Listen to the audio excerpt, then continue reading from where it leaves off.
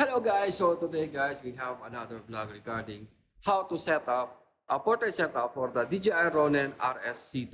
So today vlog guys, I will show you how to make the portrait mode. So let's go and start. And again guys, so after you balance already your camera from the DJI Ronin RS-C2, then you connect for your application which is the DJI Ronin and create your user profile or your M1, M2, M3 or mode 1, mode 2, and mode 3. After that guys, then you can make up, you can unlock this area guys, this part. You can unlock this area. Then, make a twist like this. Then, lock again guys.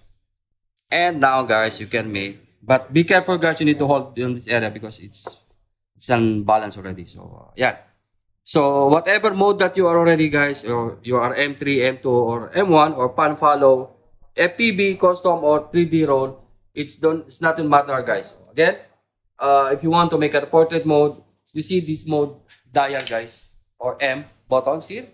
Yeah, this M buttons, just push button to twice guys.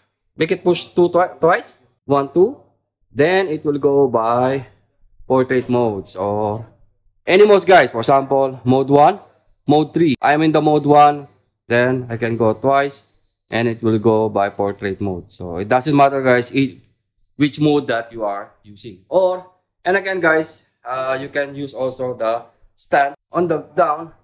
Then you have a screw here which is M1/4, 1/4 screw, that's 20. So you can put this one stand as you have your extra handle. So, yeah. So, pwede siyang ganyan guys, briefcase mode or ganyang mode.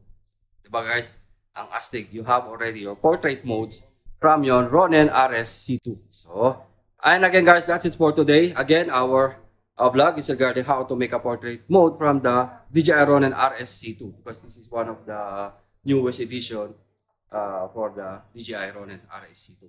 So again guys, that's it for today. Again, flex time first, I want to flex my team, which is Team Positive Vlogger. Shoutout to all the admin members ng Team Positive, MCC Angels, at syempre ang ating behind the camera now na si Brian Puntanao. So yun, maraming salamat.